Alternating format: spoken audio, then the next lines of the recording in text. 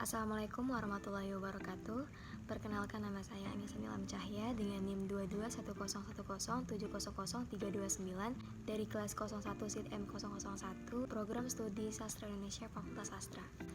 Di sini saya akan meresensikan novel yang berjudul Cinta Dalam Diam karyanya Sain Minka yang diterbitkan pada tahun 2017 melalui Bintang Media dengan jumlah halaman 356 lembar dan dengan ukuran buku 14 x 20,5 cm. Dan ini kategori novelnya adalah romance religi. Nah, dalam sinopsis novel Cinta Dalam Diam ini tuh bermula ketika ada sebuah perjodohan antara Zahra dengan Ali. Nah, mereka ini tuh dijodohkan oleh kedua ibu mereka dikarenakan ibu mereka itu teman dekat. Nah, Zahra ini dalam tokoh utama perempuan merupakan mahasiswi jurusan kedokteran semester awal. Dia ini adalah seorang perempuan yang sedang belajar hijrah setelah membaca cerita Ali dan Fatimatu Zahra. Dan itu bacanya gak sengaja. Nah, untuk karakter utama lelakinya itu ada Ali yang merupakan seorang dokter lulusan salah satu universitas Malaysia, dan dia juga merupakan dosen di universitas yang Zahra tempuh. Nah, balik lagi ke cerita. Dalam perjodohan ini sebenarnya Zahra tuh menerima perjodohan ini walaupun belum siap, karena Zahra ingin menjadi anak yang berbakti kepada orang tuanya. Lalu pada malam pertama pernikahan mereka, wajah Ali seketika berubah saat melihat Ayana, adik angkatnya ibu Zahra yang merupakan bibinya Zahra, ini muncul.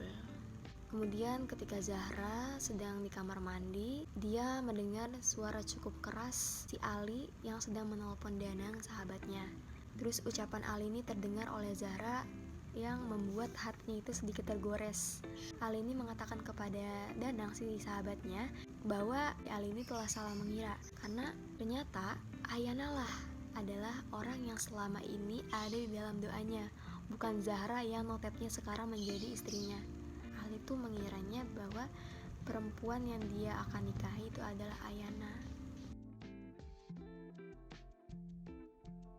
Setelah sekian lama, 6 bulan pernikahan, ternyata perjalanan mereka itu gak semelulu bagus, karena Ayana datang ke dalam kehidupan mereka.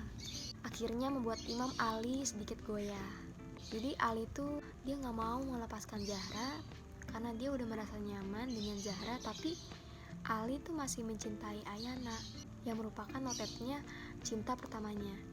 Dan perlahan tapi pasti Ali tuh benar-benar nekat. Dia menjalin hubungan dengan Ayana tanpa sepengetahuan Zahra, istrinya. Ali sering melewatkan kesempatan yang bisa dia habiskan bersama Zahra. Nah, sikap Ali yang berubah ini membuat Zahra mengerti bahwa telah terjadi sesuatu di belakangnya. Zahra pun tahu, tapi Zahra bingung. Kayak setega itukah tampilnya si Ayana itu merusak hubungan rumah tangga yang Zahra usahakan untuk terus bertahan. Tiada hari tanpa tangis, Zahra lelah memendam semua ini sendiri. Akan tetapi, dia selalu ingat agama. Dia gak ingin berbuat dosa dengan gak memperlakukan suaminya dengan baik. Padahal Alinya sendiri yang di samping itu, si Ali ini tuh benar-benar kalut. Di satu tempat, dia gak ingin menyakiti Zahra terus menerus, tapi akhirnya si Ali itu pikir, Ali gak ingin terus berbuat dosa, dan dia pun akhirnya pergi mendatangi ibunya untuk meminta saran. Nah, setelah si Ali ini menceritakan semuanya kepada ibunya, si ibunya ini terkejut dengan kenyataan ini. Akhirnya dengan pikiran dan hati seorang ibu yang dipertaruhkan sekarang, Ibu Ali ini memutuskan untuk berbicara dengan Zahra. Dia minta Zahra mengikhlaskan Ali, minta Zahra untuk Ali boleh mempoligami. Nah, si Zahra ini langsung hatinya hancur. Dari sini Zahra pun mau mengikhlaskan Ali, tapi dengan satu syarat. Ali harus menyetujui bercerai dengan Zahra, jadi dia nggak menerima poligami itu. Nah, namun si Ali ini nggak mau diceritain sama si Zahra. Maka dari itu, si ibu Ali yang notabene itu sangat sayang banget sama Zahra meminta Ali untuk mengambil keputusan yang tegas, karena nggak pengen si Zahra tuh tersakiti terus. Nah, setelah dari situ si Zahra nih menangis Di kamar mandinya dia meluapkan semua isi hatinya. Zahra menangis di kamar mandi, dia luapkan semua isi hatinya hingga Ali datang dan melihat banyak darah di sana. Zahra dibawa ke rumah sakit dan ternyata dinyatakan keguguran. Ali sangat menyesal mendengar hal Zahra ini ternyata keguguran anaknya sendiri. Tapi di sini Zahra tuh belum tahu yaitu hamil.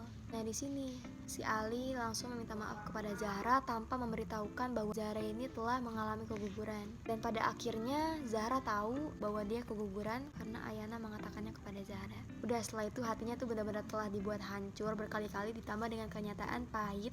Akhirnya perceraian dilakukan dan mereka pun berpisah. Setelah lama menjalani hidup masing-masing, si Ali akhirnya menjemput Zahra berniat mau rujuk. Tapi di saat yang tidak tepat, si Ayana nih malah datang meminta pertanggungjawaban atas anak Ali yang dikandungnya. Ali pun akhirnya koma nih gara-gara stres dengan semua masalah ini. Tapi alhamdulillahnya Zahra kembali dengan terus berdoa untuk kesembuhan Ali. Dan akhirnya kebenaran pun terbukti kalau anak yang dikandung si Ayana ini ternyata bukan anaknya Ali. Ayana lo bener-bener ya. Dan di saat itu si Ali ini kan belum sadar. Secara ajaib mata Ali ini langsung terbuka. Singkat cerita, Ayana akhirnya menikah dengan Dilan, ayah dari anak yang dikandungnya. Dan di samping itu akhirnya Zahra dan Ali pun rujuk. Lalu setelah 7 tahun pernikahan, akhirnya pasangan suami istri ini dikaruniai seorang anak laki-laki. Dan akhirnya mereka pun hidup layaknya sepasang suami istri yang berkeluarga.